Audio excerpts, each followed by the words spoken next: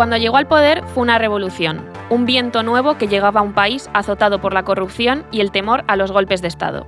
La democracia y el Islam parecían darse la mano en Turquía. Occidente miraba el Bósforo con esperanza. Después de 2 décadas en el poder, Turquía ha cambiado. El líder de antaño se ha vuelto más autoritario. El país mira más hacia el Imperio Otomano que a la Unión Europea. Y muchos se preguntan qué pasó con ese político que parecía que traía el cambio. Hoy, en No es el fin del mundo, nos metemos en la mente de Recep Tayyip Erdogan.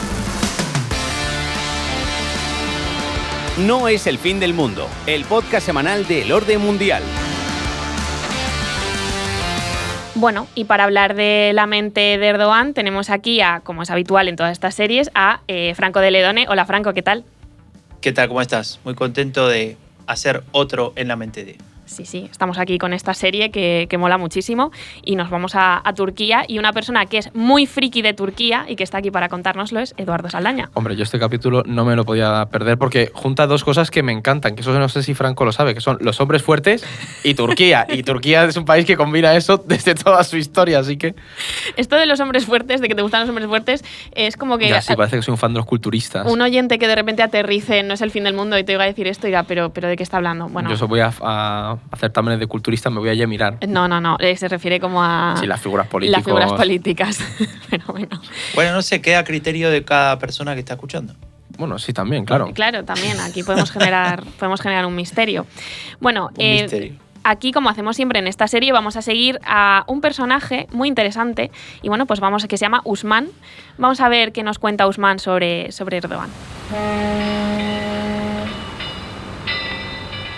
El barco que transporta a Osman y a su familia llega al puerto de Estambul.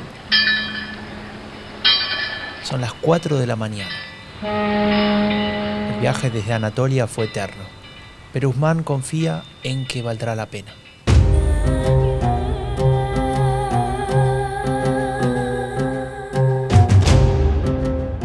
Echa una mirada hacia su esposa y sus 2 hijos, que duermen acurrucados en un rincón de la cubierta, y lanza un suspiro. En la metrópoli podrá desarrollar su negocio, exportar, crecer. Es cierto que nada será igual que en casa. A la gente creyente como él se le puede hacer difícil en la ciudad, o al menos eso le han dicho. Sin embargo, algo le da cierta esperanza. En Anatolia escuchó hablar del nuevo alcalde de Estambul, un político que, a diferencia de otros, pone valor en la religión. A Osman le gustaría conocerlo más. Quisiera saber qué hay en la mente de Recep Tayyip Erdogan.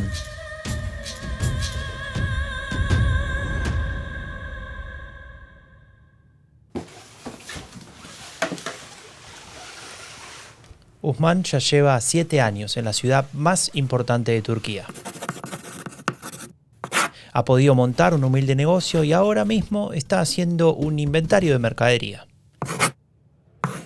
De pronto el ruido de la calle interrumpe su concentración.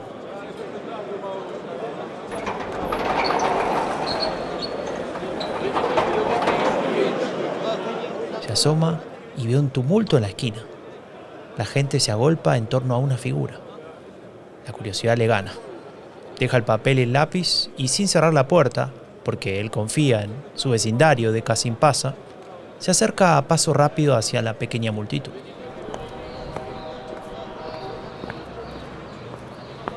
Tras empujar a algunos y avanzar un par de metros, estira el cuello y logra ver a un hombre de bigotes, bastante alto. Está escuchando lo que dice uno de los vecinos. Se está quejando de las limitaciones que le pone el gobierno nacional a la religión. Se siente reprimido. Se trata de una queja que Osman ha escuchado infinidad de veces desde que se mudó a ese barrio de Kasim Paşa.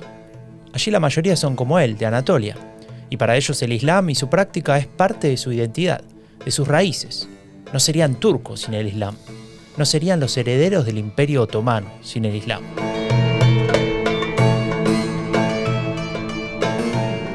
Sin embargo, la República de Turquía no es el Imperio Otomano. Atatürk, el padre de la patria, quería un país secular, y el ejército se ha encargado durante décadas de que así sea. Osman no conoce la historia de su país a fondo, pero la ha vivido. Recuerda al menos 3 golpes militares y sus consecuencias. Por eso se alegra de haberse acercado a ese hombre alto y de bigotes que atrae a tanta gente en esa esquina de Estambul. Es la primera vez que ve y escucha a Erdogan en persona. Osman lo valora mucho. Para él, desde que Erdogan es alcalde de la ciudad, la relación con la gente común está cambiando. Entiende lo que nos pasa, es más cercano. Si hasta juega al fútbol, piensa Osman. Para él, Erdogan es un hombre del pueblo, que entiende los deseos de ese pueblo.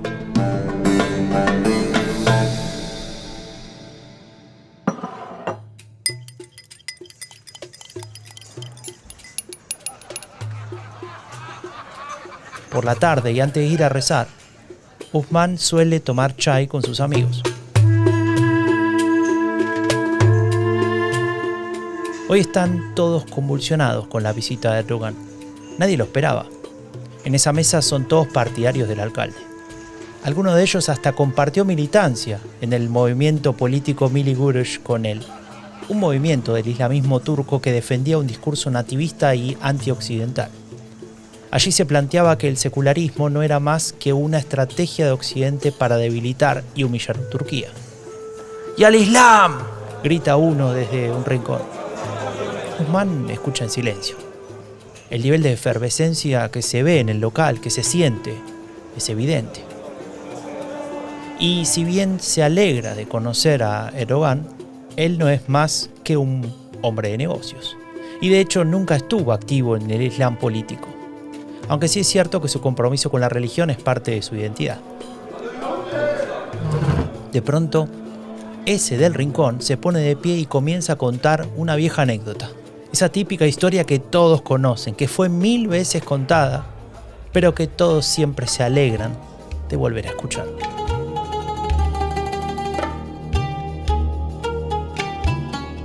Era 1987, comicios legislativos. Erdogan, en medio de la campaña, quiere ingresar a un local y no lo dejan. Eran partidarios de la otra fuerza. De repente, el dueño del bar de enfrente se acerca y le toca el hombro a Erdogan, con cierta timidez porque medía al menos 50 centímetros más que él. Vengan a mi local. Los invito a un té. Todos se miraron. Lógico. ¿Acaso Erdogan aceptaría entrar a un lugar donde también se vende alcohol? Sería una locura para alguien que defiende el Islam político.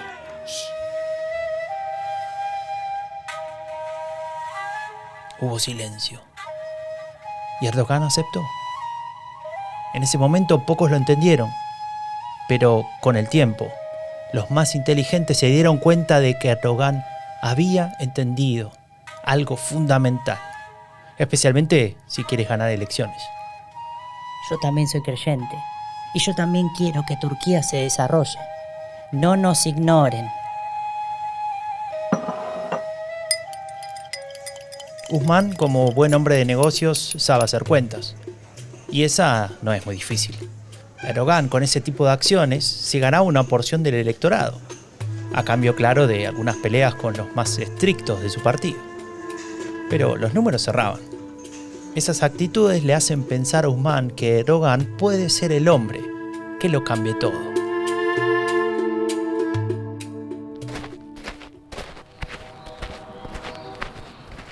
Después de rezar, Osman camina rápido a su local. Tiene que cerrar una venta importante, un cargamento a Alemania, posiblemente el negocio más grande que hizo hasta ahora. Sin embargo, viene pensando en otra cosa, porque por la mañana leyó que el alcalde fue condenado a 10 meses de prisión.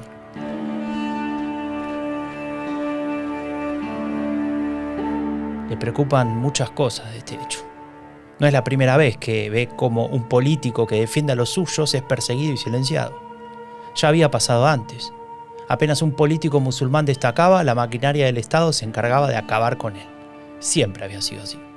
No vaya a ser que la voz de la verdadera Turquía se escuche, piensa Osman. Está cansado de golpes militares, de persecuciones, de no poder ser un musulmán orgulloso. Es una injusticia, piensa, solo por haber leído un poema. Osman ni siquiera se tomó el tiempo de conocer el contenido de ese poema.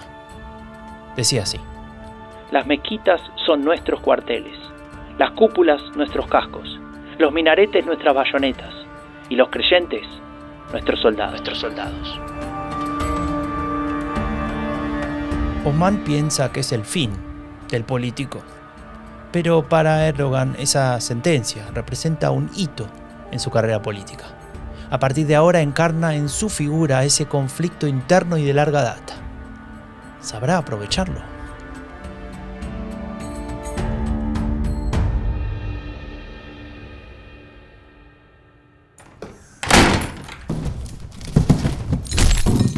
El negocio de Osman está en riesgo y Osman está harto.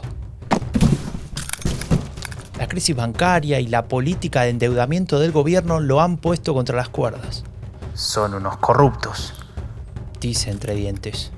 Los escándalos de corrupción indignan todavía más a Osman, que no sabe si la década del 2000 que se inicia lo verá abandonando Estambul y su negocio. El gobierno no sabe controlar ni a los kurdos, ni cuidarnos cuando tenemos un terremoto. ¿Para qué están?, se pregunta Osman, al igual que tantos otros afectados. La crisis se ha transformado en una policrisis y en Turquía se respira un clima de hartazgo. Las elecciones de 2002 pueden cambiarlo todo, especialmente si alguien logra capitalizar el descontento. A esa altura, Erdogan ya ha salido de prisión. De hecho, le recortaron la pena y le restituyeron la posibilidad de acceder a cargos públicos. Ahora sí, ha llegado su oportunidad. Y sí, la supo aprovechar. Böyle bir siyasi iradeyi inşa etmek için partimiz görev almaya hazırdır.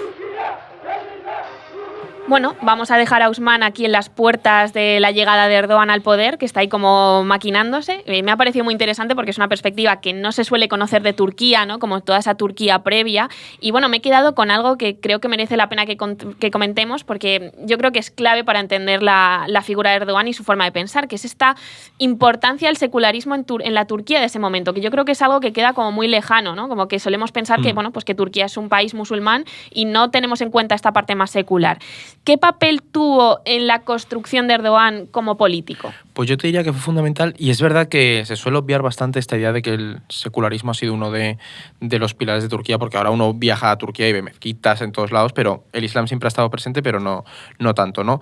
En el caso de Erdogan fue fundamental porque hay que tener clara una cosa, Alba, y es que la República de Turquía, la que se fundó en 1923, se construyó sobre 6 pilares, que eran el republicanismo, ¿vale?, el populismo, como un concepto político, el estatismo, el nacionalismo, el revolucionarismo o reformismo y el secularismo. Es decir, el secularismo es uno de los pilares de toda la República de Turquía, y esto es importante porque posteriormente Erdogan tomaría algunos de estos pilares o elementos para dar forma a su propia visión que tenía de lo que era ser turco, de lo que tenía que ser Turquía, ¿no? Y en la Turquía de la que viene nuestro personaje, Osman, que es esa previa a la llegada de Erdogan al poder, la pulsión entre el secularismo y las fuerzas religioso-conservadoras estaban muy presentes a nivel social y político. Claro, y en ese contexto, los responsables de garantizar la estabilidad del sistema, de proteger esos valores que mencionaba recién Edu, eran los militares, ¿no? A lo largo de esas décadas, Turquía vivió golpes de estado militares como el del 60, como el del 80, y siempre que se daban esos golpes de estado era porque el Islam político empezaba a destacar. Es decir, apenas alguno asomaba un poco la cabeza, casi automáticamente, ¡pum!, aparecían los militares y cortaban de cuajo cualquier crecimiento en ese sentido, ¿no? Y entonces siempre se planteaba esa definición, esa defensa, digo, si se quiere, de lo que sería el secularismo, ¿no? Impedir que crezca ese Islam político. Y ahí aparece algo importante, que es lo que le pasa a Osman, en este personaje que tenemos hoy. Esa idea de una Turquía secular generaba un sentimiento de agravio y de desigualdad entre partes de la población, ¿no? Y no era una parte pequeña tampoco, ¿no? Porque estamos hablando de que en el territorio, en Turquía, digamos, más del 90% de la población es musulmana. Y se construye entonces así una división muy clara. Por un lado, una élite secular, muy vinculada a los militares, como decía antes, asentadas en las principales ciudades, ¿no? Ankara, Estambul, etc. Y por otro, una masa enorme en toda la península de Anatolia, profundamente tradicional y practicante desde el punto de vista religioso. Es como una ¿no? Turquía a dos velocidades, ¿no? Pero o una sí, Turquía muy diferente y claro, en el fondo muestra como cierta ceguera política no tener en cuenta toda esta población y yo creo que es algo que se repite mucho con sus propios contextos en otros países de la región, ¿no? Total, y también hay que entender de dónde venía Turquía, es decir, porque esta ceguera viene en cierto sentido de lo que hereda del Imperio Otomano y de una élite que miraba a Europa y que para los que Anatolia era poco más que unos despojos a los que no había que prestar atención. Bueno, aunque Atatürk sí que les prestó atención, pero no eran vistos como intelectuales que tenían que regir el país, ¿no? Por eso los militares sí que tenían ese toque por la formación que tenían. De todas formas, esto que ha señalado Franco es clave, esa idea de Anatolia, porque Erdogan creció en Estambul como parte de esa masa de la población de Anatolia que llegaba a una gran ciudad dominada por las élites seculares. Un poco muy similar a nuestro personaje de hoy. Claro, yo quería llegar justo ahí porque la pregunta es ¿de dónde viene Erdogan? ¿No? Porque esto nos puede ayudar a entender lo que vimos posteriormente, es decir, cómo fue su vida, cómo se construye su visión política. Esto es clave, bueno, lo hemos visto muchos en la mente de, ¿no? Que el pasado es lo que va dando forma. Es que esta es la pregunta. Y la verdad es que la vida de Erdogan se parece a la de Osman, pero unos años antes, unas décadas previas, ¿no? Este hombre, Erdogan, creció en el barrio, precisamente en el barrio de nuestra protagonista, Kasim Pasha, que es un barrio en esa zona obrera de Beyoğlu, donde la mayoría de las familias que se asentaron en este barrio venían de la provincia de Anatolia para trabajar, para buscarse un futuro, un poco como lo que pasa en España y en otras ciudades del mundo. Vienen de la periferia, las zonas rurales, a las grandes ciudades, ¿no? En el caso de Erdogan, además, él fue toda su vida a escuelas religiosas, porque en Turquía, pese a que había un secularismo, sí se permitía cierto grado de religiosidad, pero no tenía que tener una presencia pública muy, muy notoria, ¿no? Pero ¿qué ocurrió? Que, por ejemplo, para graduarse en la universidad, él tuvo que cambiarse a la universidad laica y secular, porque si no, su título era visto como algo secundario, no tenía un reconocimiento social, ¿no? Claro. Es decir, la diferencia secular y laica y mundo religioso estuvo muy presente en la vida de Erdogan desde que era bien chiquito, ¿no? Sin embargo, no sería hasta los años 70 cuando se empezaría a politizar de verdad. Y esta década es que fue muy convulsa en Turquía, porque los comunistas y los nacionalistas turcos se mataban a tiros en las calles, literal, y mientras eso ocurría, empezaban a surgir líderes que defendían que el Islam tenía que tener una presencia pública y sobre todo una presencia política. Claro. Claro, y ahí aparece una persona que tal vez no mencionamos en la narración, pero que es muy, muy importante y que ahora podemos explorar un poquito, que es Necmettin Erbakan. Me corregirás vos, Edu, si dije bien el nombre. Sí, Necmettin Erbakan, sí. Ahí está. Bueno, este hombre es el fundador de un movimiento que se llama Millî Görüş. Este Millî Görüş lo conozco porque acá también en Alemania que esa O está muy bien tiene cierta pronunciada, presencia y es bastante controvertido, ¿no? Esa cuestión. Pero bueno, no nos vamos a meter ahora en ese berenjena. Es que ese es otro temón, Franco, porque en plan, yo sé que los movimientos del AKP de Erdogan tienen muchísimo poder dentro de Alemania. Claro, toda esa diáspora turca es que se ha creado un partido, yo creo, de hecho. Hay relaciones con partidos, hay una cuestión bastante complicada acá en Alemania con ese tema, ¿no? En tema de injerencia extranjera en el mundo político y demás, pero bueno, lo podemos discutir en un episodio posterior, me imagino. Lo que quería decir, volviendo hacia atrás, es que aparece la figura de un tal Erbakan. ¿Y quién es este tipo? Bueno, él defendía que si Turquía quería ser una potencia de nuevo, como lo había sido tal vez en la época del Imperio Otomano, tenía que dejar de lado las ideas como el secularismo, ¿no? Esto que estábamos hablando antes. ¿Por qué? Porque esas ideas venían dadas desde el exterior, es decir, eran un elemento foráneo. Entonces, lo que planteaba Erbakan es Turquía debe abrazar su verdadera identidad, que según él era el Islam, ¿no? Entonces ahí aparecía esa conexión. Pensemos que esto coincide con un momento en el que todo Oriente Próximo estaba empezando a surgir, ¿no? En esa época está la idea del Islam político frente al pan-arabismo, y que eso había marcado la política de muchos países décadas antes, ¿no? Entonces Turquía, aunque no es un país árabe, no se escapó de esto. Y desde mi punto de vista, aquel joven Erdogan de aquella época tampoco se escapó de esta influencia, ¿no? También es muy interesante esa sensación muy clara en Turquía de la élite secular versus el pueblo musulmán, ¿no? Como que ahí la religión y la identidad religiosa también es casi una identidad de clase, es súper interesante. Justo, y además Erbakan también utiliza un elemento que es muy importante, que luego veremos en Erdogan y que está muy presente en Turquía, y es esa idea de la conspiración que viene desde el exterior. Es decir, estas ideas seculares vienen dadas por las potencias occidentales que acabaron con el Imperio Otomano y nos están haciendo ser de una forma que no somos. Claro, de repente readaptan todo esto del complejo militar industrial, pero sí, a la turca, ¿no? Sería un poco esa versión. Y hay otro elemento muy importante para entender el éxito de Erdogan y la estrategia que luego desplegó para expandir su visión, y son las cofradías religiosas o las yemats. ¿Esto qué es? Las cofradías religiosas son como grupos socioculturales, religiosos, actuaban en la clandestinidad porque estuvieron prohibidas en su momento, y eran grupos sociales muy vinculados a la religión, que eran muy importantes para mantener los vínculos entre los emigrantes de Anatolia de las distintas regiones. Es decir, tú eres musulmán, pero a lo mejor perteneces a la cofradía de X, de un pensador o una corriente religiosa dentro del Islam. Es un Islam sufí un poco más amplio que el wahabí de Arabia Saudí, ¿no? Al final, en realidad, lo que esto, más allá de toda esta cuestión religiosa, funcionaban como redes comunitarias que tenían mucha permeabilidad también y capacidad de movilización social. Pues como la Casa de Extremadura, aquí en España, o algo así, ¿sabes? Sí, sí.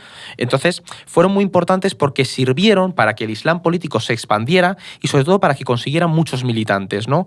Al final llegaban a los barrios, a estamentos en los que el secularismo no podía alcanzar. Y, además, permitían que una persona como Usman, nuestro protagonista, hiciera negocios con otros de esas cofradías o de otras cofradías. Pues uno de mi cofradía se ha ido a Francia y está en tal pueblo y voy a exportar mis bienes allí, ¿no? Al final también se generaba un espacio en el que podían ser turcos y musulmanes al mismo tiempo. Y Erdogan sabía perfectamente eso y es que no dudó en utilizarlo a su favor cuando pudo. Me recuerda mucho a otros movimientos parecidos del Islam político, como pueden ser los hermanos musulmanes, es ¿no? que Y todas es muy esas dinámicas, ¿no? Sí. Bueno, y además aquí Erdogan tenía lo de haber estado en prisión y la crisis que vivía el país, ¿no? Ya hemos escuchado a Usman quejarse esto de que en los 90 Turquía estaba hecho un asco. ¿De qué va esto? O sea, ¿qué pasa aquí en este momento? Bueno, Turquía vivía en ese momento múltiples crisis, ¿no? Policrisis, podríamos decir que se usa ahora el término. Por un lado tenía la crisis política. Había descontento general, especialmente con los partidos tradicionales, los kemalistas, los más nacionalistas, ¿no? Esto que veníamos hablando hasta ahora, el desempeño que llevaban no era el mejor, había casos de corrupción y demás. Por otra parte, el ejército estaba muy deslegitimado en esa época, ¿no? Esto de los golpes de Estado que habían llevado adelante durante décadas, claro, obviamente había generado un impacto y tampoco es que sus gobiernos habían destacado, ni mucho menos. Y por el otro lado, y para sumarle otro elemento, aparecía el conflicto con el terrorismo kurdo, ¿no? Totalmente descontrolado, que es otro factor a tener en cuenta. Y como si todo esto fuera poco, le tenemos que agregar la crisis económica, que en Turquía es algo que sucede cada determinada cantidad de tiempo, ¿no? Edu sí, lo cíclico. sabe muy bien, ¿no? Claro, tiene esta cuestión cíclica. Me decías antes, no tiene tanta diferencia con Argentina. Estaba pensándolo ahora mismo, que es verdad. Aquí los que nos escuchen desde Argentina pueden encontrar paralelismos en Turquía. Tú hablas con un turco y un argentino y parte de su vida se la pasa mirando cómo está la inflación y a cuánto está el cambio con el dólar. Ya. Por eso. Y como no me querés hacer llorar en el medio del episodio, voy a continuar. Y decía antes que hablaba de una policrisis, ¿no? Ya nombré como 4 o 5, pero le tengo que agregar una más. Y es que se produjo un terremoto que dejó 17.000 muertos en ese momento. Entonces imagínate todo ese contexto. Generaba un caldo de cultivo bastante complejo para el país. Claro, y luego mientras tenías a Erdogan saliendo de la cárcel y presentándose como ese líder político reprimido por ese sistema corrupto y en crisis, ¿no? O sea, en el fondo era una figura muy potente como alternativa. No, claro. Entonces, bueno, pues vamos, que tenía todo con él, digamos. Entonces, bueno, pues vamos a ver cómo está Usman, qué le ha pasado en estos años y a ver qué nos cuenta.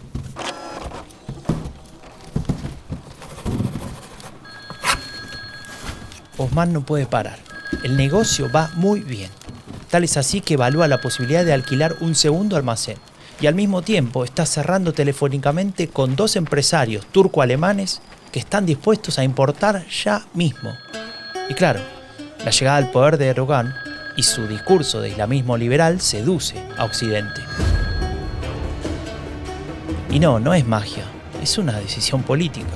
Erdogan entiende en estos primeros años en el poder que con su respaldo a las privatizaciones, al libre mercado, a la apertura hacia el exterior se gana muchos apoyos. Y a ello le ha agregado un perfil democrático. Desde su retórica ha conseguido definirse como un demócrata que se opone al autoritarismo de los kemalistas.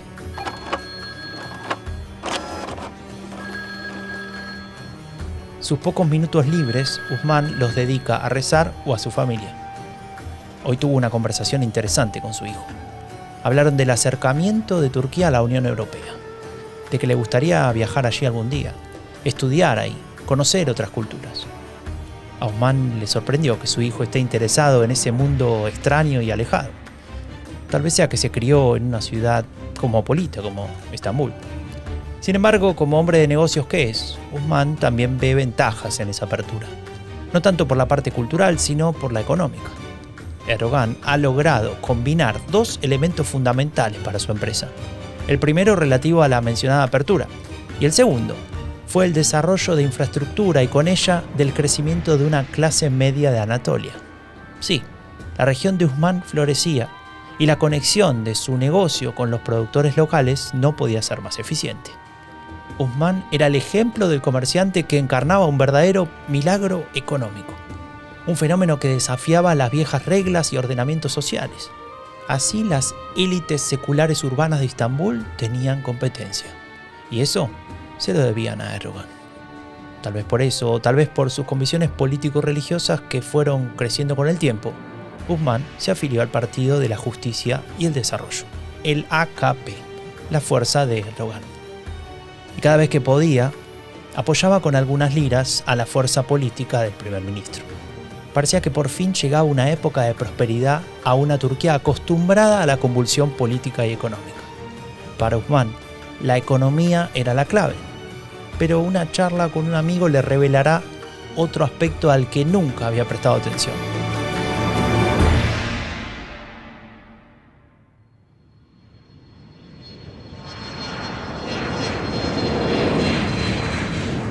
Ese amigo llega mañana en un vuelo de Lufthansa y Osman tiene pensado pasarlo a buscar con su nuevo coche.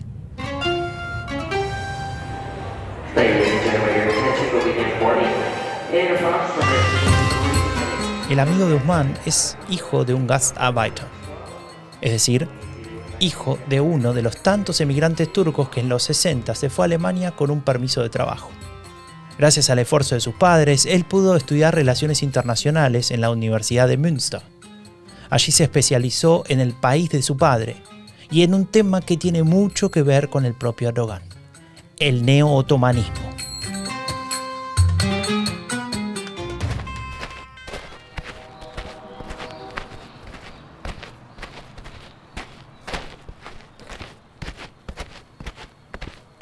Osman está apurado y de mal humor. Tiene miedo de llegar tarde a la mezquita. Y es que su amigo lo entretuvo demasiado con su charla sobre el neo-otomanismo. No es que no fuese importante, pero ¿de qué sirve todo eso? Y mientras camina recuerda toda la charla. Primero le explicó que Erdogan había sido muy inteligente en entender que podía unificar las partes que siempre habían estado en conflicto. ¿Por qué no recuperar la figura de Atatürk?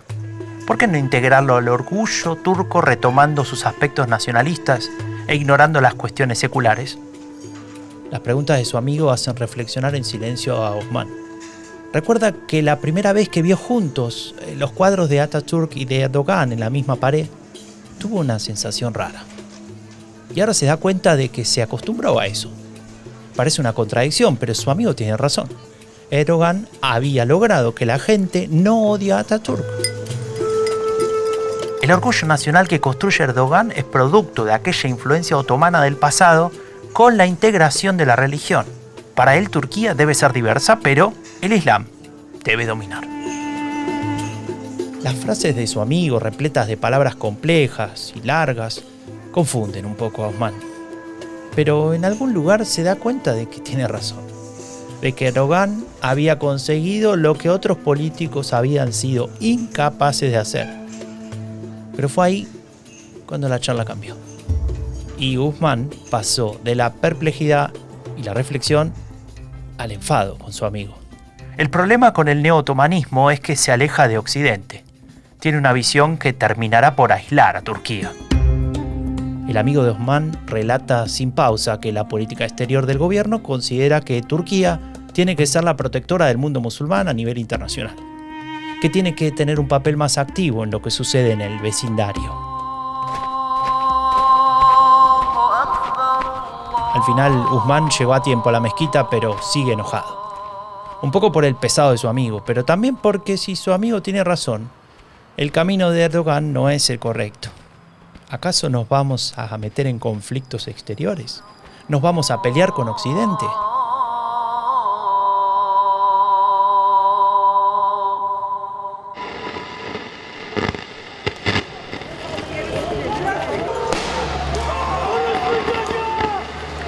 Mayo de 2013.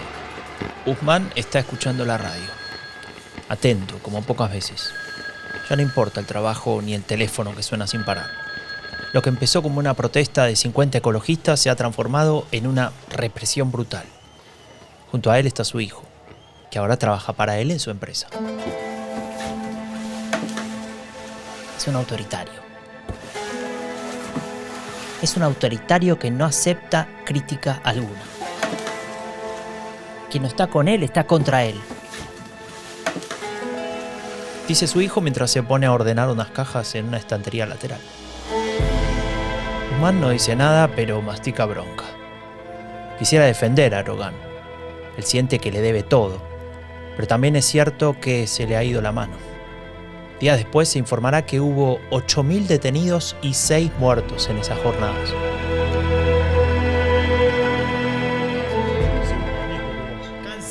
Nunca me escuchás. No, basta. Sí, siempre tenés razón vos. Hay que entender quién puso las cosas en su sitio. No puede No te ser. quiero escuchar más. Siempre lo mismo. Siempre. Osman y su hijo acaban de tener la enésima pelea del día. No se trata del negocio, sino de política. Siempre se pelean por política. Más precisamente por Erdogan. Y es que Osman se ha aprendido a la perfección el discurso de Erdogan. Le dice a su hijo que se trata de una lucha de ellos contra nosotros. ¿Ellos quiénes? Le responde su hijo. Los kurdos. Los gülenistas, los militares. Y Osman no puede comprender cómo su hijo no entiende el trasfondo del levantamiento kurdo o la amenaza del Estado profundo. Está en juego la identidad nacional. Le grita aunque la puerta del despacho de su hijo esté cerrada. Pero gritando poco se consigue. Su hijo piensa que Erdogan está obsesionado con el poder y que sus argumentos son maniqueos. Ya no confía en él. Y Osman está decepcionado, aunque muy en el fondo siente que esa decepción que él deposita ahora en su hijo, en realidad es con su líder. Vale, vamos a recapitular porque hemos condensado varios años siendo Osman, hemos ahí condensado décadas y han pasado muchas cosas. Empecemos por cuando Erdogan llega al poder. ¿Qué supuso la llegada de Erdogan? ¿Cómo se proyectó públicamente? Vale, pues esta es una parte muy importante y que me recuerda a un personaje que tocasteis en el capítulo anterior de En la mente de, es decir, a Víctor Orbán, que de hecho yo ahí no pude estar, me habría molado mucho, pero desafortunadamente me lo escuché, me moló un montón. Sí. Y se parecen bastante. ¿Por qué? Porque Erdogan se presentaba como el nexo perfecto con Europa, con la visión occidental del mundo posguerra fría, posaños 90. Él era el político perfecto para la Turquía del futuro, ¿no? Sobre todo para la Turquía que quería Occidente. Al final defendía un libre mercado y al mismo tiempo no renegaba de su cultura islámica. Era como el buen turco, o el buen musulmán, podríamos decirlo, ¿no? Pero siempre, más allá de, o sea, aunque reivindicaba su tradición religiosa, tenía una visión muy liberal, muy, pues eso, la visión del boom de los 2000, ¿no? Y además, es importante que para entender de dónde viene esta visión tenemos que traer del pasado a otro personaje que influyó muchísimo en Erdogan y también en su idea de cómo conjugar economía, política e islam, que es Turgut Özal, que fue fue otro presidente de Turquía. Este hombre gobernó a finales de los 80 y principios de los 90 y fue toda una revolución para el país. O sea, la característica de Özal era que tenía una visión muy liberal, pero también impulsó cambios religiosos. Por ejemplo, él construyó una mezquita en el centro de Ankara más visible que el mausoleo de Atatürk. Esto es muy, muy significativo. O sea, lo que me estás diciendo es que hubo un perfil político que pavimentó el camino para Erdogan. Claro, en la visión liberal. En esa liberal. Conjugación entre lo liberal y lo religioso. No tenía ese peso religioso que luego tuvo Erdogan, pero Özal venía con un poco influencia de Margaret Thatcher y Reagan, vale. Pero él no renegaba de ser pues musulmán. Entonces fue como la previa a lo que luego vino. Él empezó a tejer alianzas también con los países túrquicos de Asia Central con la caída de la Unión Soviética. Sus reformas favorecieron mucho que empezara a crecer una clase media de Anatolia. Y es verdad que este hombre falleció de un ataque al corazón, y aquí entra de nuevo la conspiración, porque siempre hubo rumores entre los círculos de la AKP y ese islam político de que lo asesinaron por lo que traía de nuevo a Turquía, ¿sabes? Claro. Y volviendo, digamos, saliendo de ahí de la conspiración, volviendo un poco al hilo que planteabas vos, Edu, de la influencia, ¿no? Para Erdogan, que no es ningún tonto, si algo aprendí haciendo este episodio es que Erdogan no es ningún tonto, al contrario, se da cuenta de manera bastante inteligente de muchas cosas, toma nota de que esta idea de mezclar liberalismo e islam podía llegar a funcionar. Pero él le agregó algo, tal vez, que es la clave, me parece, para entender ese salto que da, que es el toque populista, ¿no? Él plantea esta idea que muchas veces se utiliza en muchos lugares en política, que es el ellos contra nosotros, ¿no? Planteando ahí esa división antagónica entre grupos, ¿no? Entonces, con eso podía capitalizar el auge de la clase media de Anatolia, esto que vos decías muy al principio de este episodio, de que él venía de ese barrio donde estaba poblado con este grupo, con estas personas de esta región. Y en esos años es cuando surge el concepto de tigres de Anatolia, es decir, esos empresarios que tenían negocios en las grandes urbes y también en el interior de Turquía y en el extranjero les estaba yendo muy bien, ¿no? Estaban creciendo en ese sentido. He de decir que lo de Tigres de Anatolia a mí me suena como un nombre para un grupo de música que puede quedar muy bien, pero no, además, eran unos empresarios. Ojito con el rock turco y la música turca, porque claro, suena, los Tigres de Anatolia, ¿no? No mola como para ir a verlos ahí. Un malama eléctrico. Claro. Perdón. Podría ser un equipo de segunda división del fútbol mexicano también, pero bueno. Da igual. La cuestión es que estos Tigres de Anatolia, varios de ellos pertenecían a estas cofradías religiosas que explicó hace un momento Edu, ¿no? Aprovechaban esas redes para hacer negocios no solamente dentro de Turquía y a lo largo de todo el país, ¿no? Esta parte abandonada del este empezaba como a estar mucho más integrada, pero también hacia afuera, alrededor del mundo. Recordemos que este personaje, Guzmán, se va a Estambul a hacer un comercio de exportación, ¿no? Entonces esta clase social, a la que perfectamente podría pertenecer Guzmán, como le decía recién, la clave se transforma en la clave de esta victoria electoral de Erdogan, ¿no? Porque él los logra integrar, como decíamos antes. Y ellos son importantes, por un lado, porque obviamente apoyaban las políticas de Erdogan a nivel económico, se beneficiaban de eso. Por otro, estaban de acuerdo con la parte social conservadora, que reivindicaba una presencia del Islam en la política y, digamos, se sentían representados. Pero hay una cosa más, y es que apoyaban la reforma del sistema turco para acabar con el poder de los militares y con esa élite laica, ¿no? Que había dominado hasta este momento. Entonces así se quitaban, por un lado, de en medio a los enemigos políticos, pero también a los rivales empresariales, ¿no? Es decir, a la competencia. Y así se fue sustituyendo poco a poco esa élite empresarial, y jugó un papel muy importante, un movimiento que hemos mencionado, o Guzmán, mejor dicho, lo ha mencionado casi al pasar, que después vamos a explorar un poco más, que es el de los gulenistas. ¿Estos quiénes son? ¿Y por qué son importantes? Esto es alucinante, yo sinceramente. O sea, es para... A ver, ¿cómo lo explicamos? Es bastante fácil, porque fueron bastante importantes en la difusión de las ideas de la AKP, del partido de Erdogan y también en general del movimiento político. Fethullah Gülen es el líder del Hizmet, que es una organización religiosa de corte conservador. O sea, podríamos decir que son el Opus Dei, versión turca, por así decirlo, ¿no? Porque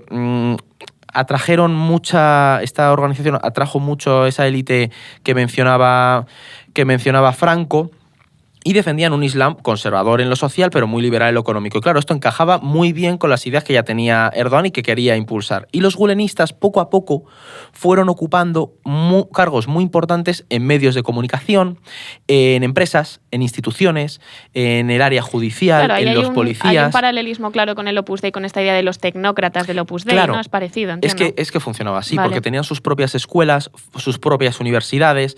Es esa idea de, sí, el Opus Dei, jesuitas, una mezcla, pero un corte mucho más conservador. ¿Qué pasa? Como veremos, acabaron llevándose mal con Erdogan, pero es verdad que al principio Erdogan los utilizó clarísimamente para acabar con sus rivales bajo la excusa de más democracia, vamos a reformar el sistema y demás. O sea, claro, lo que vemos es que al final Erdogan es como la cabeza visible, el líder político de un movimiento de un grupo de gente muy amplio, un grupo Claro. social que viene de ser los pisoteados por el secularismo, por las élites seculares y aspiran a ser élite y entonces poco a poco van colonizando los distintos espacios Justo. políticos de Turquía, ¿no? Entiendo que esto es importante porque, bueno, aunque suene raro, el Erdogan de esta época también gustaba porque impulsó reformas democratizadoras en Turquía, que ahora eso nos puede chirriar un poco más, pero bueno, es así, él sí que optó por esa democracia al principio. ¿Cómo es esto? Sí, bueno, eso puede parecer que es raro, ¿no? Y de hecho, esa época queda un poco lejos ya porque el Erdogan actual no tiene mucho que ver con eso, pero, Sí. pero hay que mirarlo en perspectiva. De hecho, me hacías acordar, Edu, tiene relación con lo que decías de Orbán, pero también hasta te diría esto de ser el buen alumno de la comunidad internacional. También lo tuvimos en el episodio de Putin, ¿no? Porque en algún momento Sí. al principio él hasta habló en el Parlamento alemán, ¿no? De un Es que se discurso- parecen mucho. Sí. Exacto, sí. Sí, tienen esos puntos en común de empezar siendo el buen alumno y terminar En realidad, todos estos descarrilando. personajes iliberales empiezan así como, mira, yo... Como una alternativa de, bueno, son democracias a lo ruso, a lo turco, a lo Y luego- húngaro, y luego decimos, oh, no. Claro. Claro. Bueno, imagínense, dentro del marco de las negociaciones para acceder a la Unión Europea, que había establecido Turquía, había ciertas condiciones de democratización, ¿no? Entonces, lo que hizo Orbán con su socio, Erdogan con sus socios políticos, era aprovechar esta cuestión de la democratización para juzgar a los militares, estos que habían hecho estos golpes recurrentes, pero que estaban todavía ahí preparados para hacer un siguiente golpe, porque eran una amenaza para la democracia, ¿no? Claro. También se perseguía la corrupción, ¿no? Otro elemento que se podría evaluar como muy positivo. Pero también aprovechaban para quitarse de encima a perfiles del sistema anterior que podían amenazar el poder. Entonces, la purga crecía, digamos, Claro. y los beneficiaba desde el punto de vista político. Esta cuestión también les permitió impulsar el diálogo con los kurdos. Recordemos que siempre estaba este conflicto dentro de Turquía. Pero de nuevo, ahí hay otro trasfondo para analizar, y como lo tenemos que hacer con cada movimiento que hace Erdogan, y es que en este caso el voto kurdo fue clave para su ascenso al poder en 2002. No lo mencionamos mucho hasta ahora, pero bueno, él ganó por primera vez en 2002 y este voto kurdo fue clave. Y es que esos kurdos son un pueblo eminentemente rural y musulmán. Justo. Y, como veníamos diciendo, coincide con este discurso, con este planteo que representaba Recep Erdogan. Además, hay una cuestión importante y es que es lógico que lo votasen porque Orbán, ¿cómo estoy? Erdogan. Es normal, no te preocupes. Se parecen mucho los dos nombres. Es tremendo, es tu culpa porque vos lo nombraste. A ver, lo que era importante entender para cerrar esta idea es que Erdogan sabía que podía dar el salto y podía ganar esa elección y necesitaba recuperar votos de todos los lugares que sean posibles. Y el voto kurdo era una de las claves para lograr ese resultado. Claro, es que ahora queda, si lo vemos con perspectiva, puede quedar un poco lejos, pero el PKK era un movimiento comunista. Entonces, eso, el kurdo conservador musulmán decía, mira, yo no quiero estar con esta gente y de repente, pues, tengo afinidad religiosa y cultural, a lo mejor cultural no tanto, pero sí religiosa, con este líder. Y Erdogan jugó muy bien esa ambivalencia de vamos a tender puentes, somos hermanos musulmanes, tenemos Claro. que construir una Turquía de paz, de democracia, hacia no sé qué, y ahí consiguió capitalizar. Que viendo todo esto también es interesante que se le viese como una figura muy positiva desde Occidente, ¿no? De mira, está ahí construyendo una Turquía más cohesionada, pero luego, claro, vemos que ahí hay toda una cara B que se desarrolla décadas después, que bueno, es más problemática.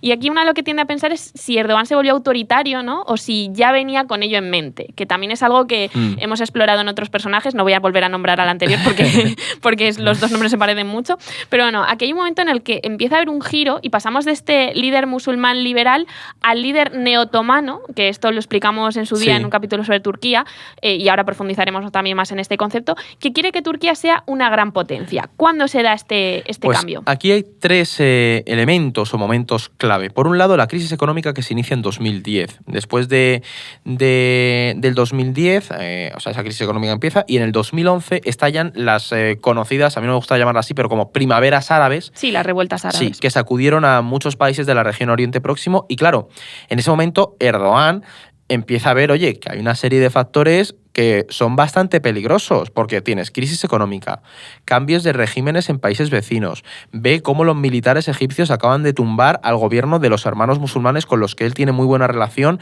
y eso, dice, hostia, esto me está trayendo ecos de lo que ya pasaba en Turquía hace décadas, que es precisamente con lo que él creció en su momento, ¿no?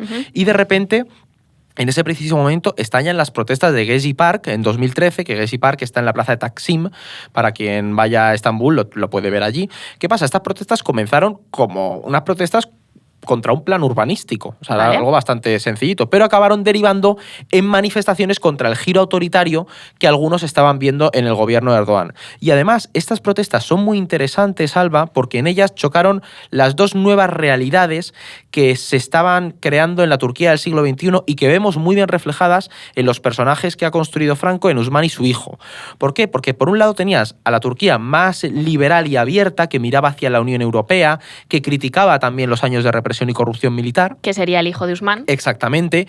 Y por otro, que dentro de esa había musulmanes, a lo mejor son menos conservadores, ¿no? Y por otro tenías a una Turquía más conservadora, más nacionalista y religiosa, que estaba representada por el AKP. Ahí tenemos a Osman, ¿no? Y Gezi es ese momento en el que se materializa ese nuevo eje de choque en Turquía. Ya no son los militares seculares nacionalistas, que han quedado apartados y ya no están luchando contra ese islam político, sino que han quedado fuera de juego, y tenemos una nueva realidad que es lo que dominará la segunda fase de la vida política de Erdogan. Claro, y es en ese momento cuando Erdogan puso en marcha su maquinaria nacionalista, como bien decías, ¿no? Empezó a perseguir opositores. También a fomentar rumores de que todo era una conspiración, de que había injerencia extranjera. Bueno, algunas cosas ya lo hemos escuchado, pero empieza a profundizarse, y de ahí en adelante la persecución a movimientos sociales aumenta, ¿no? Es cuando la idea del neo-otomanismo nacionalista, que mencionaba hace un rato Alba, se convierte en una herramienta de comunicación muy relevante, ya que le permite forjar una idea de unidad nacional en torno al partido, al AKP. Y perdonen que me repita, ya lo dije varias veces, pero Erdogan no da puntada sin hilo, diría mi abuela. Es decir, supo jugar muy bien las cartas en el momento indicado. Él conoce a Turquía, sabe que mueve a la gente. Tenemos estos 6 pilares que había mencionado muy al principio Edu, que los tengo que leer, porque republicanismo, populismo, estatismo, nacionalismo, revolucionarismo y secularismo, un montón. Pero lo que quiero decir con todo esto es que él, de estos pilares, se apoya en estos pilares y se apropia de algunos, ¿no? Entonces así empieza a proyectar una nueva idea de nación, atrayendo hacia el electorado que se sienta seducido por partes de estos pilares, ¿no? Primero empieza a fomentar la idea de que hay enemigos dentro del país que amenazan la república. Después apela a las masas a las que ya controlaba para ir en contra de esos enemigos. También fomenta la idea que mencionamos antes del ellos contra nosotros. Y ese ellos, o en ese ellos viene la novedad, porque ahí incluye también a sus antiguos aliados de Gülen, ¿no? Esta cofradía que mencionamos antes, o este movimiento, que es acusado de maniobrar en ese estado profundo, el deep state, ¿no? Acá aparece Trump y otro episodio de La Mente de... Justo. Para acabar con él desde dentro, ¿no? Entonces, bueno, se pudre todo. Claro, y a esto que dice Franco tienes que sumarle también el impulso nacionalista, Alba, porque el estallido de la guerra en Siria... Claro, porque estamos justo en estos años, por poner contexto. 2014, 2015... Claro, aquí estamos en plena guerra en Siria y ahí hay todos los actores que entran en esa Claro, en 2013 conflicto. empiezan las protestas y ahí empieza a hacer lo que acaba de mencionar Franco, empieza a tomar esas ideas, fuerza de lo que construye Turquía. Y en 2014, perdón que le he dado el micro, en 2014, cuando estalla la guerra en Siria, agarra y promueve mucho el nacionalismo para atraer al electorado nacionalista. ¿Por qué? Porque el estallido de la guerra en Siria hizo que la cuestión kurda volviera a ser central en la política turca. Y ahí es cuando Erdogan da un giro de timón y empieza a aplicar una mano dura contra los kurdos. ¿Qué pasa? Que esto le hizo ganarse el favor de los nacionalistas antikurdos de Turquía, aunque fueran seculares. Claro. Porque la cuestión kurda estaba por encima de la división tradicional de secular religioso. Breve explicación, Turquía tiene parte del territorio de Turquía está atravesado por lo que se conoce por las reclamaciones del Kurdistán. Justo. Hay unas minorías kurdas muy importantes. Ya hablaremos del Kurdistán en algún otro episodio. Pues sí. Pero toda la cuestión kurda y las reclamaciones del Kurdistán son muy importantes en la política kurda. Y entonces hemos visto esta evolución de primero ganarse a esos kurdos musulmanes más conservadores donde podía establecer una conexión, pero ahora utilizarlos para señalarlos como el otro, meterlos como en un saco de, bueno, todos los kurdos mal y ganarse a otros aliados políticos que eran pues esos nacionalistas que bueno, pues se ven afectados por la cuestión kurda, ¿no? Claro, y ahí coge otro pilar de Turquía, que es el reformismo, y plantea que Turquía tiene que volver a ser una potencia y mirar a su pasado para construir su futuro. Y esto ya lo hemos comentado alguna vez en No es el fin del mundo, pero se entiende bien con una estrategia que impulsó su gobierno en materia de política exterior y que entronca muy bien con esa idea del otomanismo, y es la de profundidad estratégica. Lo que hizo Erdogan planteaba que Turquía tenía que aprovechar y reivindicar su pasado otomano para construirse de cara al futuro. Es decir, tenía que ser un protector del mundo musulmán y de la región de Oriente Próximo, como había hecho en el periodo del Imperio Otomano. O sea, lo que vemos es unas élites musulmanas que ya han llegado al poder, que ahora están incluso, pues tienes distintas facciones, entonces unas se pelean con otras, ¿no? Ya han colonizado ese espacio político y Erdogan quiere mantenerse arriba y para ello utiliza pues volver al pasado y esa nostalgia del pasado que también nos hemos visto en otros movimientos para proyectar su poder, ¿no? Exactamente. Es que claro, es una construcción lenta, ¿no? Sí, sobre todo porque construye también, esto yo no sé, Franco, si pasa con otros perfiles así radicales, que construye su visión ideológica también sobre la proyección al exterior de su país. Puede ser Putin, se me ocurre que puede pasar. Total. Sí. Es un elemento clave, ¿no? Y tiene que ver también cómo articula el nacionalismo. El nacionalismo siempre es esta victimización, este proyecto de país que fue bloqueado por algunos malvados de fuera, regularmente asociados a los cómplices de dentro, los enemigos interiores, que han bloqueado el proyecto de la gloria total que tendría que haber tenido el país que sea, ¿no? Introduzca el nombre del país que corresponde. Claro. Y en ese sentido lo vemos acá con este caso muy claro, ¿no? Y lo que vemos a partir de aquí es cuando, bueno, pues ya vemos este rostro más autoritario de Erdogan. Aquí ya se revela. Sin embargo, aún le queda recorrido, porque estamos como en 2014, ¿no? Entonces, a ver qué le pasa a Usman. ¿La democracia es el fin o es un medio? Esta frase de Erdogan es vieja. Fue su respuesta a un periodista cuando le preguntó por su compromiso democrático. Y la dijo en 1996. Exactamente 20 años después, tuvo lugar un intento de golpe de Estado. Una facción de las Fuerzas Armadas intentó derrocar a Erdogan. La reacción fue enorme. Alo. Buyurun Sayın Cumhurbaşkanım, dinliyoruz biz sizi. İyi akşamlar. İyi akşamlar efendim, buyurun. İyi akşamlar. Tabii bugünkü bu... El propio Erdogan lanzó un comunicado por FaceTime pidiendo a los ciudadanos que salieran a la calle a defender al gobierno y a oponerse a un nuevo golpe militar. Y fueron miles los que salieron a resistir. Teşvik ettiği, üstakıl olarak onların kullandığı bir harekettir. Said, confirmed officially that a coup was underway, but called for calm. Now, he said a group within Turkey's military had attempted to overthrow the government and that security... Allí estuvo Usman y también su hijo. No se podía volver a repetir la historia. Usman defendiendo a Erdogan, su hijo defendiendo la democracia, aunque sabía de sus debilidades. Marcharon juntos y consiguieron que fracasara el golpe. Cuando Erdogan regresó al poder, la contraofensiva fue inmediata. Hubo purgas masivas en instituciones estatales y militares. También se deshizo de algunas corrientes políticas incómodas, como la del Gülen.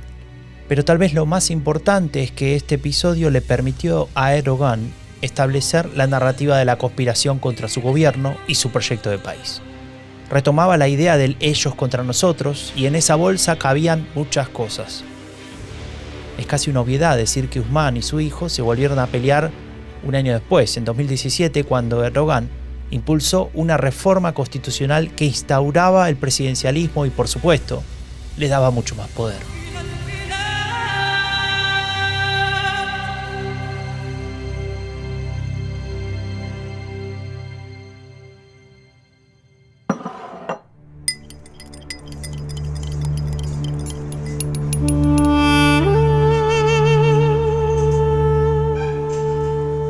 Hoy Osman toma el chai solo. Muchos de sus amigos o se volvieron a Anatolia o están en su segundo trabajo tratando de llegar a fin de mes. A Osman no le va tan mal porque él exporta. Entonces aprovecha la depreciación de la lira frente al euro. Sin embargo, no hace la diferencia, ya que con una inflación del 80% el poder adquisitivo se desmorona. Pero bueno, no será la primera ni la última crisis. Hace 5 años que Erdogan llevó adelante aquella reforma. Esa que cambió a Turquía y también la relación con su hijo. Aquella fue su última pelea.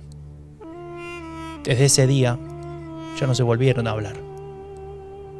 Osman lo recuerda como si fuese ayer.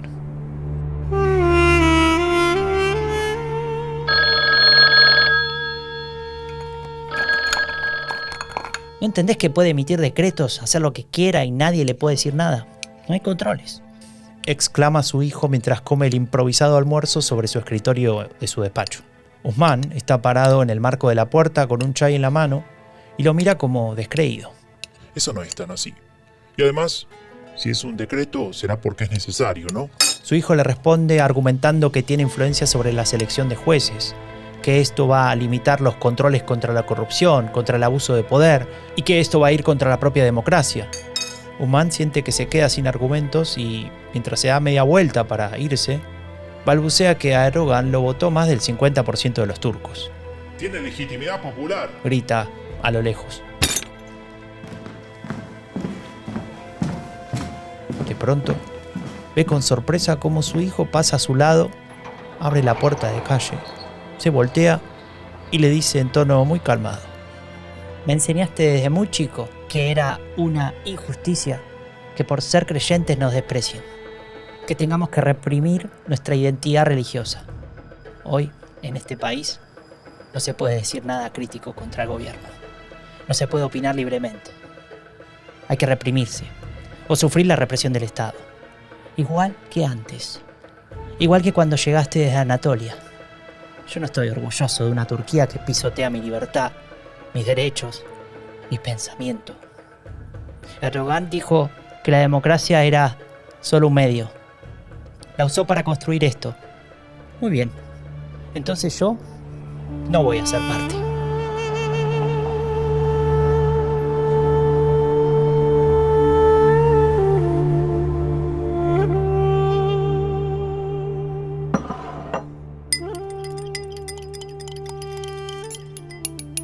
Fue lo último que escuchó de su hijo.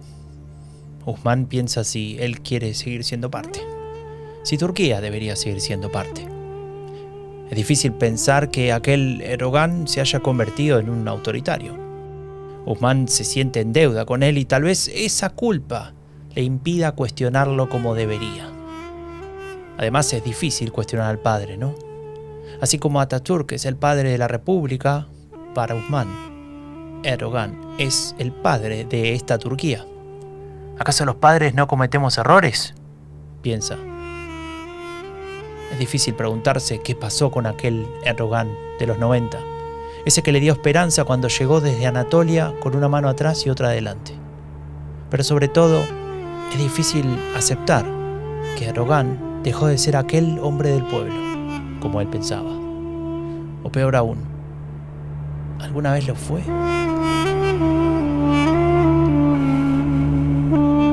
Parece que Ousmane se hace una pregunta que muchos se han hecho en estos años, ¿no? Y que la hicimos antes, que es, ¿fue siempre así o se volvió poco a poco autoritario, ¿no? Y ahora la respuesta da igual porque la realidad en Turquía es la que es que sí que está esa clara deriva autoritaria. Pero sí que está claro, lo que sí que está claro es ese intento de golpe que, bueno, pues fue muy importante en ese giro definitivo de Erdogan. Antes hemos hablado de toda la cuestión de las revueltas árabes, de cómo influyeron, de cómo empieza a dar ese giro, pero con el golpe parece que todo cambia. Sí, fue, yo te diría que el último punto de inflexión. O sea, yo lo recuerdo bien y recuerdo que pensé en lo bien que estaba aprovechando Erdogan esa noche y ese momento político e histórico, ¿no? Porque como hemos escuchado en la narración, lo que hizo fue apelar a la responsabilidad de la sociedad para con la República y cerrar filas ante la amenaza, ¿no? Pero sobre todo fue clave lo que vino después. Si antes ya había generado ese estado de miedo a los enemigos que operaban desde dentro, tras el golpe, aprovechó para limpiar por completo el sistema y acabar con todos sus rivales. Total, y a mí hay algo que me gusta mucho, y acá voy a mencionar un libro que se llama La democracia es un tranvía, que lo tengo acá, de Andrés Maurenza y Ilya Topper, que no sé, está un poco roto, pero bueno, es buena señal que esté roto porque lo usé un montón. Que me gusta mucho porque justamente en ese libro se habla de esta idea, que la dijo el propio Erdogan en una entrevista en el año 94, si no recuerdo mal, que la democracia es un medio para lograr un fin ulterior, ¿no? Y esto, de hecho, lo vemos en las peleas que tiene Ousmane con su hijo a lo largo de la narración. Ese final, ¿no? A mí me ha roto el corazón, pero bueno. Sí, lo sabemos. Pero no importa, la vida sigue. Lo que quiero decir es que cuando Ousmane se pregunta dónde quedó el Erdogan de los 90, 2000, queda claro que esa idea del nuevo líder musulmán liberal era una ilusión. Y que después del golpe de 2016 seguimos viendo cómo él se amparó en la democracia y en la necesidad de defender esa democracia, pero no porque la democracia sea el fin, como decía antes, no para fortalecerla, no por la democracia en sí misma, sino para seguir acaparando el poder. Y esto se ve, por ejemplo, en que en las elecciones, tras esos años, siempre se intentó poner todos los obstáculos posibles para que la oposición no avanzara, ¿no? Es que, en cierto sentido, ahí podríamos decir que Erdogan lo tenía ya en mente, ¿no? Ya estaba pululando esa idea de acaparar poder desde los 90 y, en cierto sentido, hizo un spoiler, ¿no? Él como avisó, lo que pasa es que, bueno, no lo leímos porque no sabíamos leerlo. También pero... es verdad que a los turcos les gusta mucho esa idea del hombre fuerte, Alba. Es cierto porque a nivel de Atatürk, sí, el padre que tenga todo el poder que nos va a guiar, ¿sabes? También tiene mucho que ver con esa cultura como muy islámica. patriarcal. Sí, la islámica de el guía que lidera la comunidad. Es algo que... Sí, no sé, ahí puede que haya incluso unas ideas culturales que también creo que lo podemos ver en otras culturas y en otros países, ¿no? Pero sí que es interesante y también es, en cierto sentido, un poco trágica, pero también bonita la pregunta que se hace al final Ousmane de los padres no cometen errores, claro, ¿no? Hay que perdonarle a un padre todo. Bueno, es complicado, ¿no? Estaba pensando en eso, que no quería que dejáramos de comentar un poco cómo está la situación ahora en Turquía y qué plan tiene Erdogan para Turquía, porque pese a este giro autoritario vemos que, bueno, pues que hay una oposición, que tiene actividad, que Turquía tampoco está en su mejor momento a nivel económico, pero que luego sí que se proyecta bien hacia el exterior. Entonces vemos un país convulso y contradictorio. ¿Qué está pasando? Bueno, hay algo que tenemos que decir, un poco también para resumir, que Turquía, o lo que está pasando en Turquía, se parece mucho a otros movimientos iliberales, ¿no? Que de hecho hemos abordado acá mismo en esta sección, en este podcast de La Mente de. Son regímenes postdemocráticos que utilizan a la democracia. También lo acabamos de decir, ciertos elementos democráticos les ayudan a mantener el poder y no necesariamente a fortalecer la democracia. ¿Por qué? Porque los vacían de significado, los utilizan de manera estética, entonces así pueden decir este país cumple con lo que pide la comunidad internacional y demás, y al mismo tiempo van erosionando ese sistema democrático, ¿no? La típica definición de derecha radical. Justo. Y ahí es lo que yo vemos que se está configurando en el caso de este país, ¿no? Y además, yo no sé si va a terminar pronto. Esto sí que porque la economía no va bien y Erdogan sabe que es su talón de Aquiles, y lo que hemos visto a lo largo de los años es que cuando tiene esa amenaza intenta distraer la atención generando nuevos enemigos, nuevos desafíos que le permitan cerrar filas. Bueno, es que fue muy claro el caso de las políticas contra la inflación, que eran completamente contrarias a cualquier política que funcionase contra la inflación, y luego cómo, bueno, pues al mismo tiempo tenías un escenario internacional convulso en el que Erdogan se supo posicionar. Creo que justo fue, si no me equivoco, toda la cuestión de la guerra de Ucrania, ¿no? Sí. Que Turquía supo ejercer como un buen mediador. Entonces es interesante cómo desvía la atención y consigue desviar la atención de esos estos problemas. últimos 2 años lo hemos visto mucho con la persecución de los sirios, de los inmigrantes sirios, la expulsión de sirios, como son los culpables, pues hecho balones fuera hacia allí, ¿no? Y además hay algo más, y es que en estos años ha tenido que apoyarse en los partidos más nacionalistas, y eso ha hecho que estos partidos ganen peso, los lobos turcos que se conocen, ¿no? Y también, por ejemplo, los partidos islamistas a la derecha del AKP han empezado a crecer también electoralmente, ¿no? Entonces, la gran duda que muchos tienen ahora es qué va a venir después de Erdogan, porque el sistema ya ha cambiado y la visión de muchos turcos también ha cambiado en estas 2 décadas, ¿no? Turquía ya no es la Turquía de los años 90, muchos han comprado ese marco del neotomanismo nacionalista, y Erdogan aún se puede quedar hasta 2028, o sea, él tiene margen a nivel político, aunque ha dicho que no va a estar, pero de nuevo hay dudas de si esta idea de me voy a marchar es una nueva estrategia para que se cierren filas y reforzarse electoralmente a nivel público. Y vosotros, si tenéis que apostar por alguna de estas opciones, ¿tenemos Erdogan para rato o van a ganar poder? ¿O ese AKP se va a debilitar y van a surgir otros nuevos grupos? ¿Por qué tiraríais? Esto es un poco la bola de cristal, no tenemos por qué acertar, pero bueno, por Dale lanzar... tú si quieres primero, Franco. Y como siempre pasa con estos tipos de líderes, cuando se extienden en este tiempo, lo que es difícil ver es quién sería ese líder que podría ser contrapeso, ¿no? Dentro de la propia Turquía. Entonces, en ese sentido, él sigue teniendo esa ventaja. Claro, o sea, yo ahí es que no sé qué puede ocurrir, porque el que era su posible sucesor era su yerno, y ha resultado, le han apartado políticamente porque no tenía tirón. Pero la cuestión es que la oposición, o sea, en un país como Turquía es muy difícil parar una masa que es el 95% de tu población. Claro. Es realmente complicado. Entonces, puede surgir la opción que salga un perfil... Mira, hay rumores, siempre ha habido, sobre Bayraktar, el empresario de los drones y tecnología militar, y ahí siempre ha estado esa idea de que surja un Elon Musk a la turca. Ay, madre. Que es Bayraktar, tiene mucha relación con el AKP, bueno, pero realmente... Tenemos episodio de La mente de él. Sí, pero bueno, la cuestión de fondo es que en realidad Erdogan ha supuesto un cambio para Turquía y el perfil que venga no podrá no apropiarse u obviar esas ideas neotomanas y nacionalistas que Erdogan ha sembrado. Ha sentado unas bases muy fuertes. Bueno, tendremos que estar pendientes. Lo que sí que está claro es que estaremos aquí para comentarlo. Hombre. Y que seguiremos muy pendientes del rumbo que toma Turquía. Hasta aquí llega este episodio de En la mente de Erdogan. Muchísimas gracias, Edu, por contarnos Alba, todo lo que sabes sobre Turquía. Y muchísimas gracias, Franco, por tus narraciones y por tu punto de vista y tus análisis.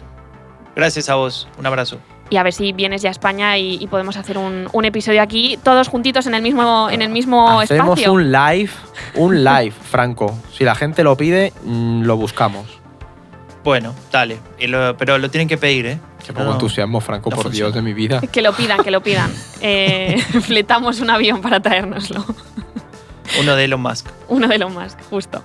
Bueno, y muchas gracias a ti que escuchas No es el fin del mundo. Sabes que nos tienes en Spotify, en iVoox, en Apple Podcast. Nos puedes ver en YouTube, tanto a nosotros como a Franco, aunque no estemos en el mismo espacio. Y nada, que te esperamos la semana que viene en un nuevo episodio de No es el fin del mundo. No es el fin del mundo, el podcast semanal del orden mundial. Producido por The Voice Village. Dirección Eduardo Saldaña. Conducido por Fernando Arancón y guión de David Gómez, Alba Leiva y Franco de Ledone. Producción ejecutiva Ricardo Villa.